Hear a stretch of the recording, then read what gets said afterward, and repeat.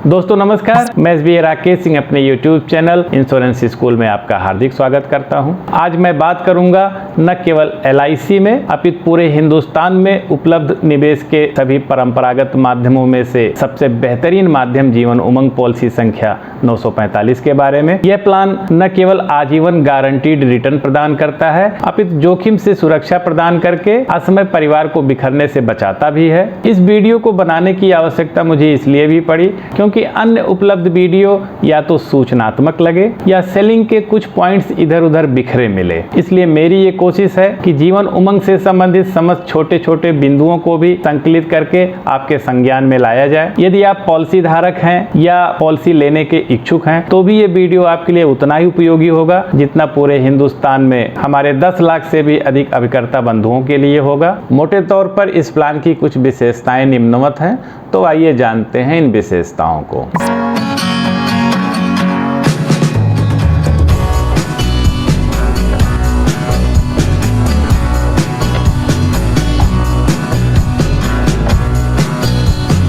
इस प्लान से व्यक्ति की 3 आवश्यकताओं की पूर्ति होती है। शीघ्र मृत्यु होने की स्थिति में परिवार के लिए एकमुश्त राशि की व्यवस्था करता है ये प्लान, क्योंकि शीघ्र मृत्यु एक बहुत बड़ा जोखिम माना जाता है। यदि पॉलिसी लेते ही उसी दिन व्यक्ति की दुखद मृत्यु हो जाए तो कम से कम बीमा धन के बराबर परिवार का जोखिम सुरक्षित रहेगा। बहुत अधिक वर्षों तक जीवित रहना भी एक तरह का जोखिम माना जाता है। यदि कोई व्यक्ति आय विहीन होकर जीवित रहता है बहुत अधिक वर्षों तक तो एक तरह से वो अपने परिवार के ऊपर लायबिलिटी बन जाता है। जीवन उमंग पॉलिसी लेने के बाद अगर वो 100 वर्षों तक भी जीवित रहता है तो वो अपने परिवार के ऊपर कभी भी लायबिलिटी नहीं बनता अपितु वो असेट बन के रहता है। इस पॉलिसी की सबसे बड़ी विशेषता यह है कि जब भी वो व्यक्ति नहीं रहेगा अपने परिवार के लिए एक बहुत बड़ा एसेट छोड़ के जाएगा।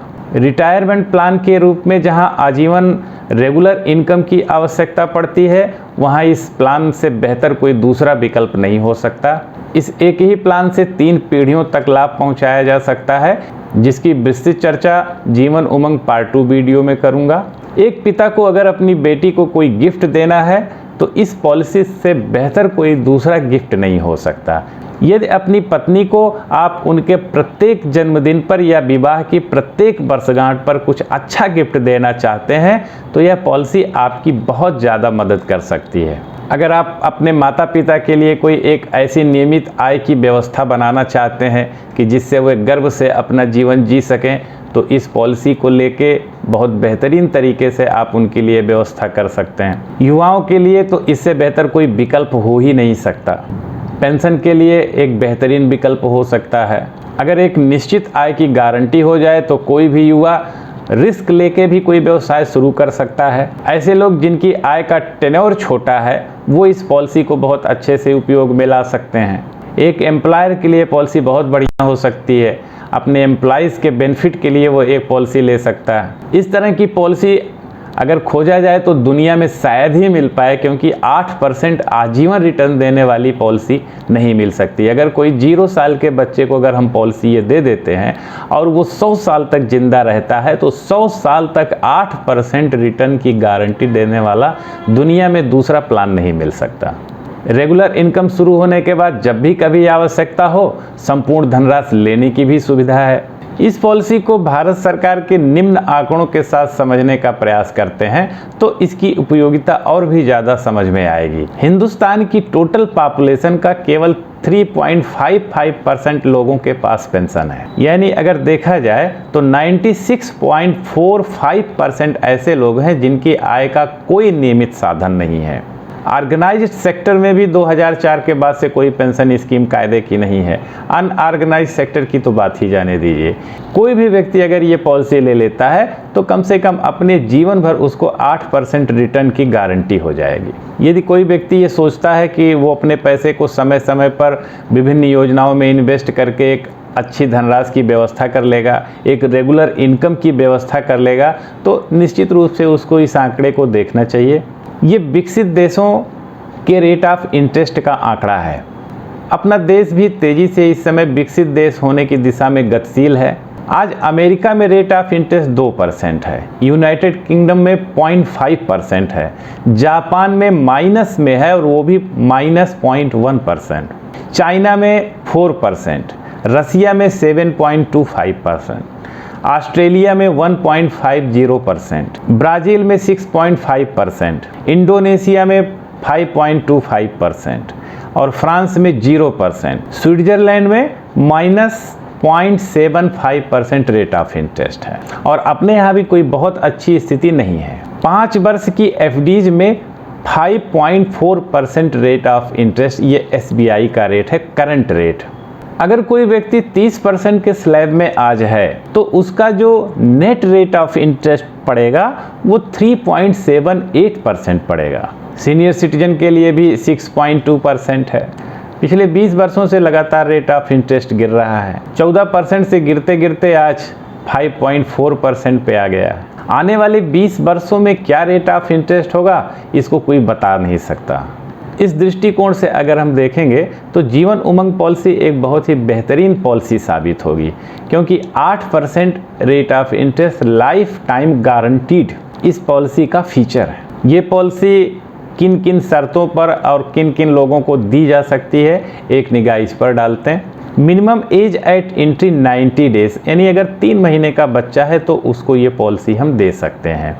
और जो मैक्सिमम एज है वो 55 साल है, यानी 3 महीने के बच्चे से लेके 55 साल तक के बुजुर्ग को भी ये पॉलिसी हम दे सकते हैं। और जो इसका टर्म होगा वो 100 साल तक होगा। 100 साल तक रिस्क कवर रहेगा।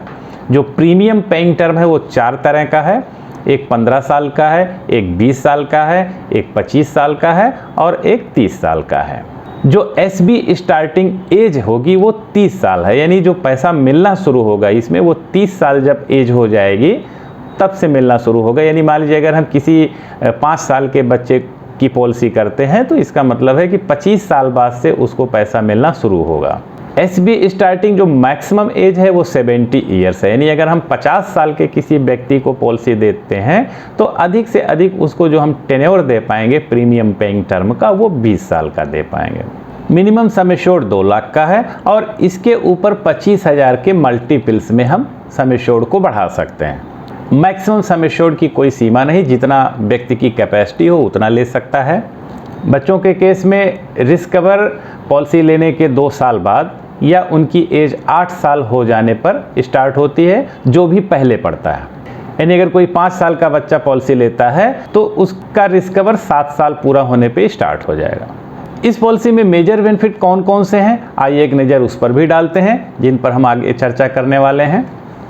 SB and maturity, death claim, accidental death और disability benefit rider, PWB rider, critical illness rider, tax rebate under section 80C, maturity tax free, loan surrender, collateral security के रूप में इसको डिपॉजिट भी कर सकते हैं, सरेंडर आफ्टर पीपीटी, यानी सर्वाइवल बेनिफिट स्टार्ट होने के बाद कभी भी जब आवश्यकता हो पॉलिसी को सरेंडर किया जा सकता है, life time benefit, short term premium payment, back dating facility, rebate in yearly half yearly mode and rebate for high sum assured, free look period, paid up value, मृत्यु दावा को इंस्टॉलमेंट में लेने की सुविधा।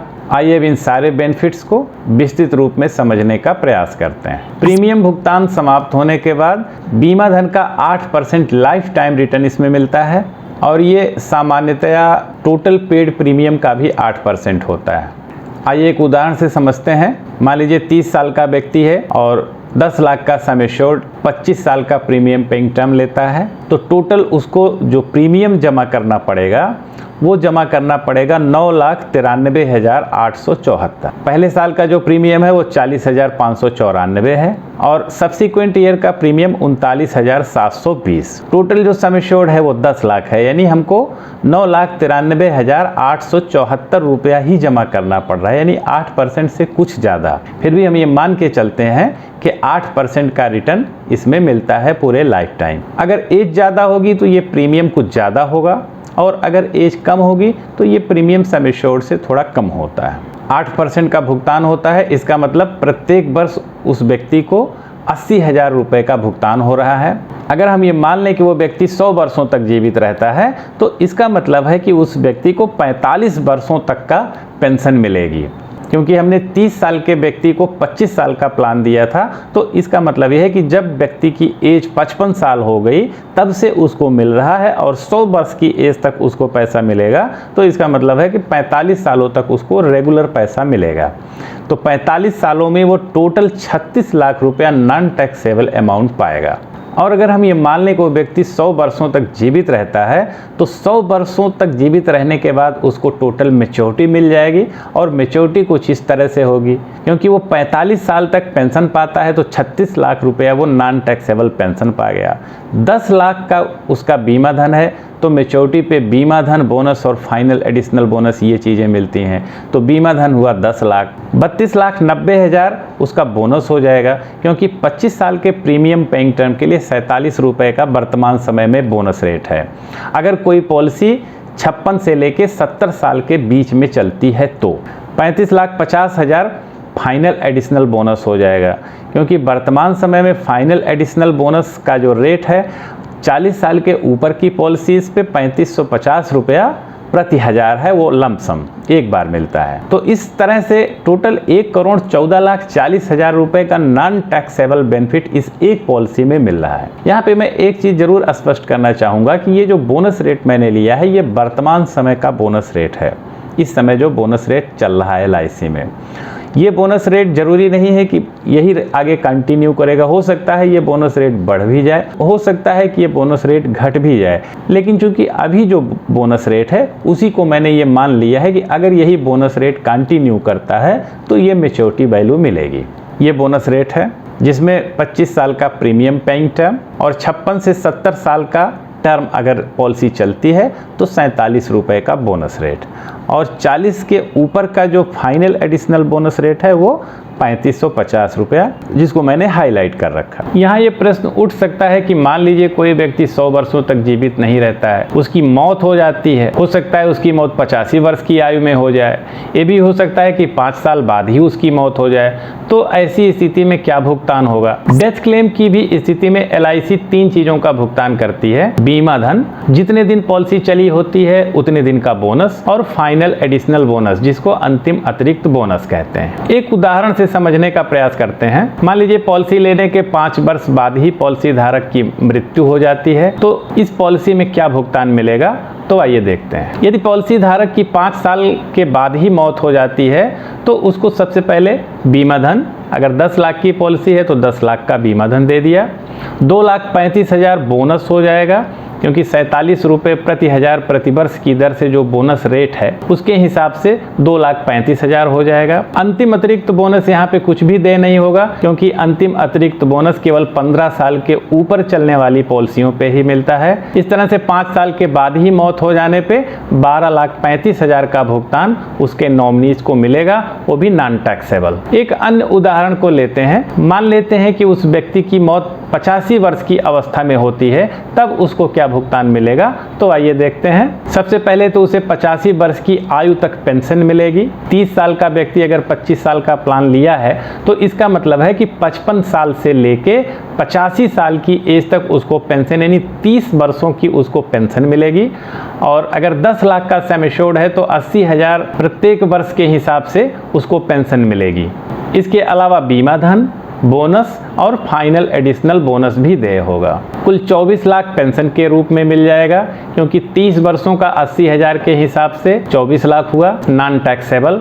10 लाख बीमा धन, 25,85,000 ये बोनस हो जाएगा 47 रुपये प्रति हज़ार प्रति वर्ष की दर से। 35,50,000 फाइनल एडिशनल बोनस का भुगतान हो जाएगा, क्योंकि मृत्यु 85 वर्ष की एज में हो रही है और ये पॉलिसी 55 साल चल रही है। इस नाते जो फाइनल एडिशनल बोनस का रेट है वो 40 के ऊपर अगर कोई पॉलिसी चलती है तो उसमें 3550 रुपये प्रति हज़ार की दर से लमसम अमाउंट मिलता है। तो इस नाते टोटल जो फाइनल एडिशनल बोनस होगा वो 35,50,000 हो गया। यानी अगर हम देखें तो एक 10 लाख की पॉलिसी में 25 साल के प्रीमियम पेइंग टर्म के प्लान पे जो टोटल पेमेंट मिल रहा है वो है 95,35,000, वो भी नॉन टैक्सेबल। इस पॉलिसी में एक्सीडेंटल डेथ और डिसेबिलिटी बेनिफिट राइडर को भी जोड़ा जा सकता है। एक्सीडेंटल डेथ और डिसेबिलिटी बेनिफिट राइडर का एक अलग से वीडियो बना के मैंने इस पॉलिसी के डिस्क्रिप्शन में डाल दिया है।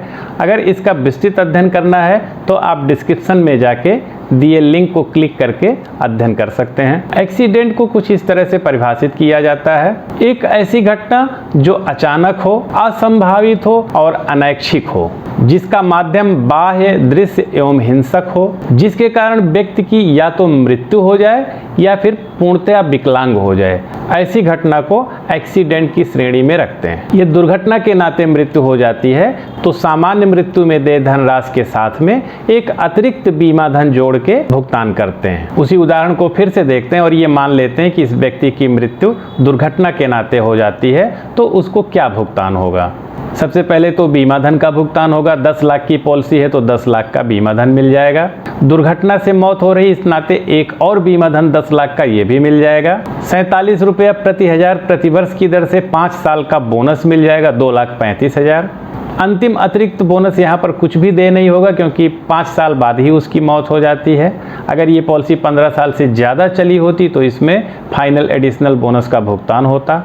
कुल मिला के 22,35,000 का नॉन टैक्सेबल अमाउंट उसके नॉमिनीज को दुर्घटना से मृत्यु होने की स्थिति में भुगतान होगा। एक स्थिति ऐसी भी बन सकती है किसी व्यक्ति का एक्सीडेंट हो और उसकी मौत ना हो लेकिन वो परमानेंटली डिसेबल्ड हो जाए। ये स्थिति एक तरह से देखा जाए तो दुर्घटना से मृत्यु की स्थिति से भी ज़्यादा भयावह होती है, क्योंकि अगर मृत्यु हो जाती है तो व्यक्ति अपने परिवार के ऊपर लायबिलिटी नहीं बनता, लेकिन अगर दुर्घटना होने के बाद परमानेंटली डिसेबिलिटी के साथ में व्यक्ति सर्वाइव करता है तो उसकी चूंकि अर्निंग बंद हो जाती है, वो काम करने लायक नहीं रह जाता है, वो अपने परिवार के ऊपर एक बोझ बन के रह जाता है, वो लायबिलिटी हो जाता है।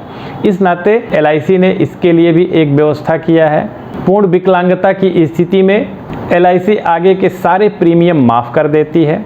बीमा धन का आगामी 10 वर्षों में मासिक किस्तों में बराबर भुगतान किया जाता है और अगर बीच में ही उस व्यक्ति की मृत्यु हो जाती है तो अभी जो भी और किस्तें बकाया हैं उन सारी किस्तों को जोड़ के डेथ क्लेम के साथ में भुगतान कर दिया जाता है। जीवन उमंग पॉलिसी में टर्म राइडर का भी लाभ हम ले सकते हैं। टर्म राइडर की स्थिति में बिना मैच्योरिटी को बढ़ाए हुए रिस्क कवर में वृद्धि हो जाती है। एक उदाहरण से समझने का प्रयास करते हैं। मान लीजिए 10 लाख की पॉलिसी है और हमने इसमें 10 लाख का टर्म राइडर दे दिया है और ये मान लेते हैं कि 5 साल बाद उस व्यक्ति की मृत्यु हो जाती है तो उसके नॉमिनीज को क्या भुगतान होगा। सबसे पहले 10 लाख का बीमा धन, टर्म राइडर चूंकि दे रखा है इस नाते 10 लाख का टर्म राइडर का भी भुगतान होगा। 2,35,000 ये बोनस हो जाएगा 5 साल की पॉलिसी का। टोटल 22,35,000 का भुगतान उसके नॉमिनीज को हो जाएगा। अगर ये मृत्यु एक्सीडेंट के नाते होती है तो 10 लाख का अतिरिक्त सम एश्योर्ड भी मिलेगा, यानी जो टोटल भुगतान हो जाएगा वो हो जाएगा 32,35,000 रुपए का, वो भी नॉन टैक्सेबल। अगर कोई पॉलिसी धारक अपने छोटे बच्चे के लिए पॉलिसी लेता है तो वो प्रीमियम वेवर बेनिफिट फैसिलिटी का लाभ ले सकता है। प्रीमियम वेवर बेनिफिट राइडर का एक पूरा वीडियो बनाकर मैंने इस पॉलिसी के डिस्क्रिप्शन में डाल दिया है। अगर आपको अच्छे से प्रीमियम वेवर बेनिफिट को समझना है तो उस लिंक पे जाके क्लिक करके आप उसको देख सकते हैं। जीवन उमंग पॉलिसी में कोई भी पॉलिसी धारक क्रिटिकल इलनेस राइडर का भी लाभ ले सकता है।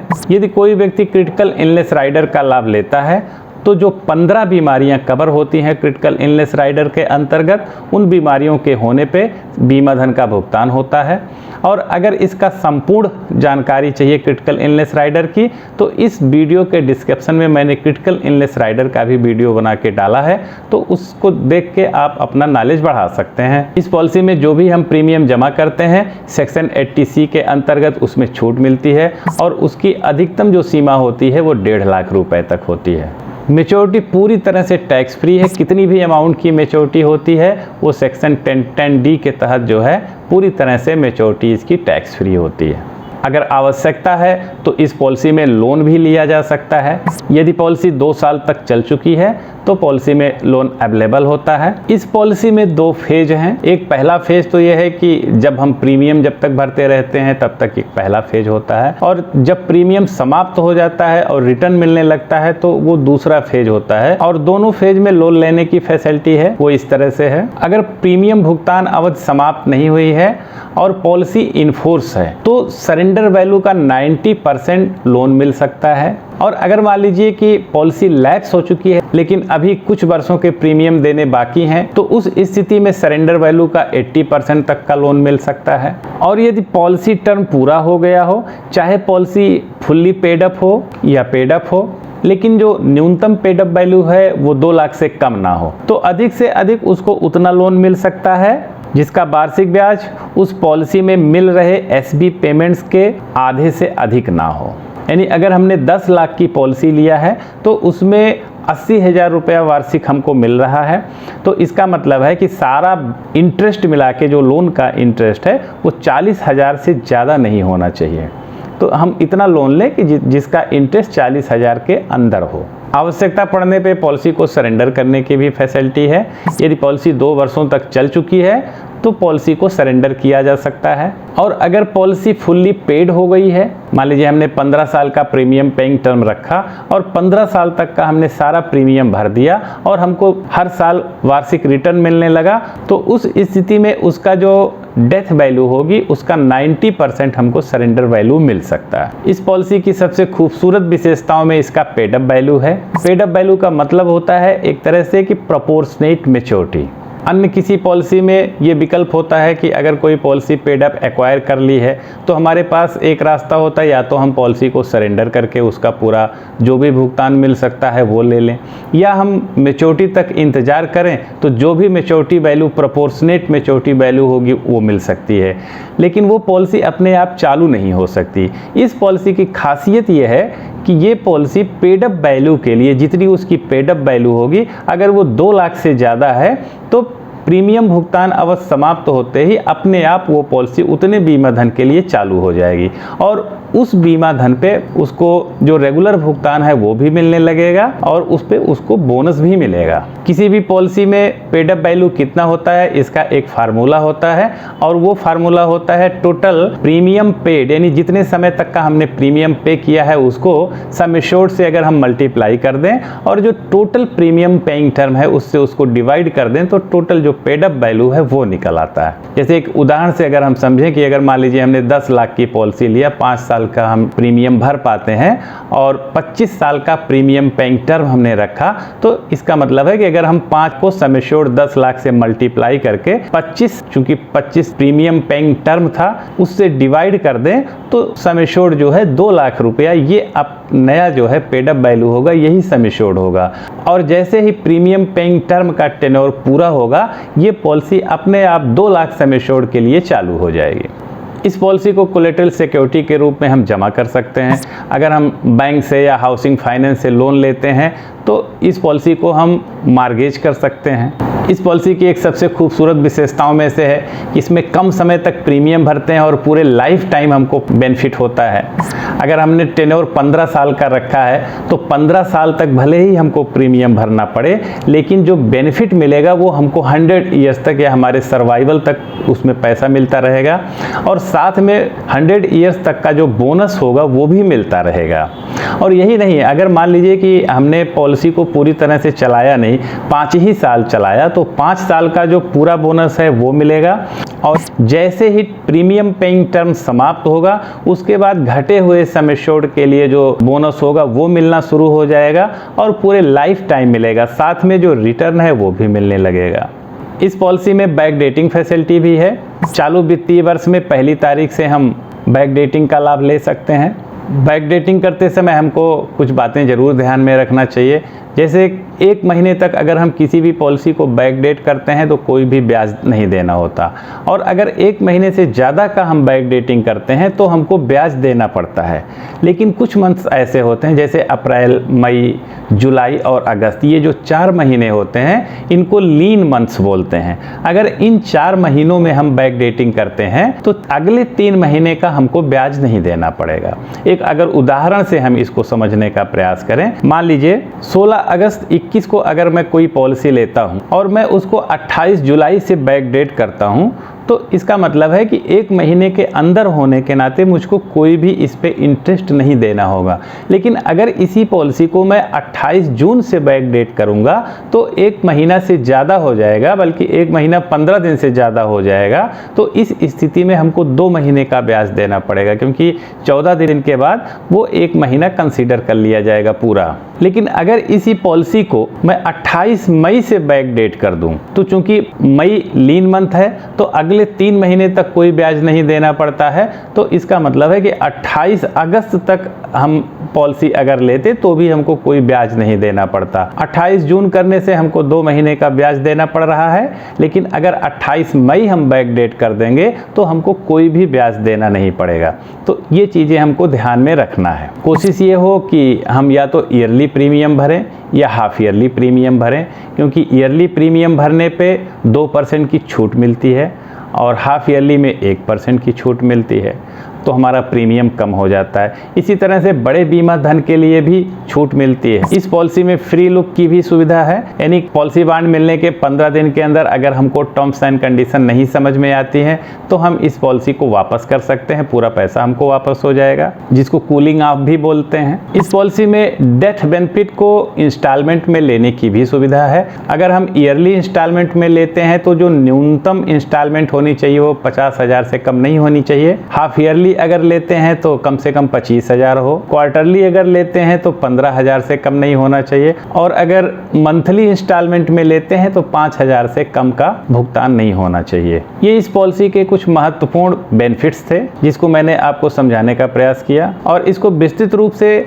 मैं एक दूसरे वीडियो के माध्यम से जीवन उमंग पार्ट 2 बना के आपको विस्तृत रूप से समझाऊंगा, जिसमें मेरी कोशिश होगी कि उसके सेलिंग पॉइंट्स पे जोर दिया जाए। अब आइए जीवन उमंग पॉलिसी के अंडर राइटिंग गाइडलाइंस क्या क्या हैं, क्या क्या इसके नॉर्म्स हैं, इसको भी समझने का प्रयास करते हैं। सबसे पहले सुसाइड क्लॉज के बारे में जानते हैं। अगर इस पॉलिसी को लेने के 1 साल के अंदर कोई व्यक्ति सुसाइड कर लेता है तो उसको जो भी प्रीमियम उसने भरा होगा उसका 80% का भुगतान किया जाएगा। 1 साल के बाद अगर सुसाइड करता है तो फिर नॉर्मल क्लेम की तरह उसको डील किया जाएगा, लेकिन अगर 1 साल के अंदर करता है सुसाइड तो फिर उसको केवल 80% प्रीमियम का ही भुगतान होगा।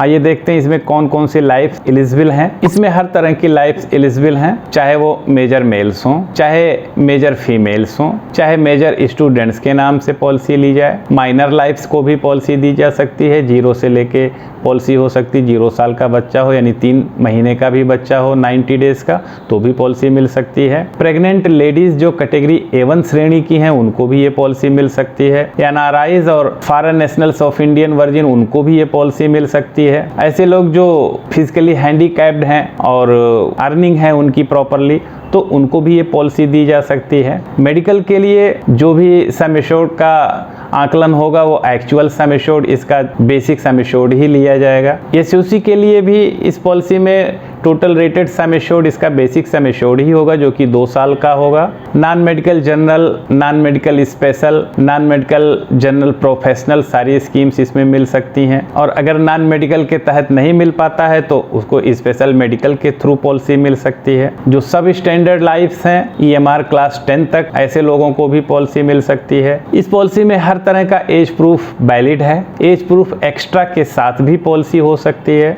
लेकिन बच्चों के लिए केवल स्टैंडर्ड एज प्रूफ ही लगेगा, फाइनेंशियल अंडरराइटिंग के लिए जो टोटल रेटेड सम एश्योर्ड होगा उसको जोड़ेंगे। मेल ऑर्डर बिजनेस केवल ग्रुप 5 कंट्रीज के लिए ही अलाउ है। Mail order business foreign nationals of Indian origins के लिए अलाउ नहीं है। एक्स्ट्रा प्रीमियम देके जो जोखिमपूर्ण व्यवसाय करते हैं उनको भी ये पॉलिसी दे सकते हैं। कीमैन और पार्टनरशिप इंश्योरेंस अलाउ नहीं है इस पॉलिसी में। एम्प्लॉयर एम्प्लॉय स्कीम के लिए बहुत ही बेहतरीन पॉलिसी है। केवाईसी के नॉर्म्स स्ट्रिक्टली फॉलो करने पड़ते हैं। सो थैंक्स फ्रेंड्स, मेरी ये कोशिश थी कि जीवन उमंग पॉलिसी का, चूंकि ये सबसे ज्यादा पॉपुलर पॉलिसी है LIC की, छोटे से छोटा विषय भी आपके संज्ञान में ले आया जाए। इस पॉलिसी के पार्ट 2 वीडियो में मैं केवल सेलिंग पॉइंट्स पे चर्चा करूंगा। मुझे उम्मीद है कि मेरा यह प्रयास आपके लिए हितकारी होगा और इसका पार्ट 2 और भी ज्यादा आपके लिए उपयोगी साबित होगा। आपको मेरे साथ बने रहने के लिए धन्यवाद। इसी तरह के अन्य उपयोगी वीडियोस देखने के लिए बने रहिए मेरे साथ और देखते रहिए मेरा YouTube चैनल इंश्योरेंस स्कूल। एक बार फिर से